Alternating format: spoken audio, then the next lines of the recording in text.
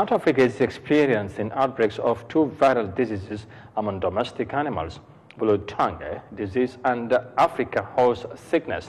Livestock farmers have lost over 50% of their herds to blue tongue disease. Meanwhile, African horse sickness has been mostly centered in the eastern South Africa, now leaving most farmers worried about the situation.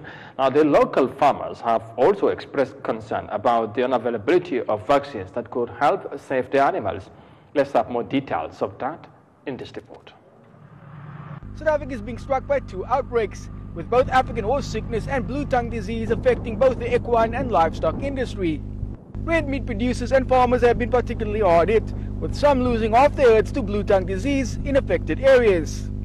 The problem stems from a lack of vaccines from the Onderstepoort veterinary faculty, which produces the vaccines for both African horse sickness and blue tongue disease, and that has been devastating for farmers. Regarding the impact of blue tongue on farm level is rather devastating.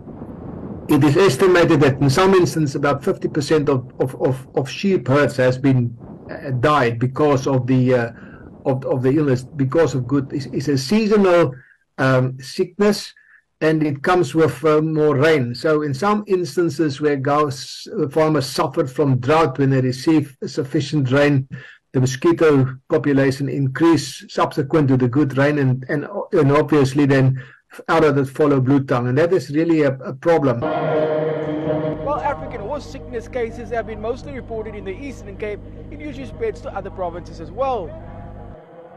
The sickness, once detected, usually leads to travel bans on horses in the country, and it creates new challenges for the already complicated export market. I'm concerned about the drugs and they're not being able to deliver.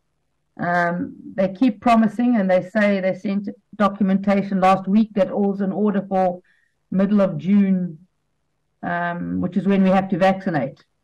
So I'm not worried unless the delivery is delayed. Then we're in trouble, because horses definitely die without it. So we need it. And all our racing, export protocol, dressage shows, endurance shows, everything, rules relate to horse sickness.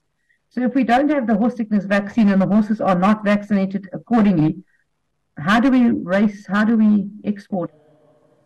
For now, authorities are monitoring the situation on both outbreaks and hope that they can soon be contained before they cause any more damage to horses and livestock.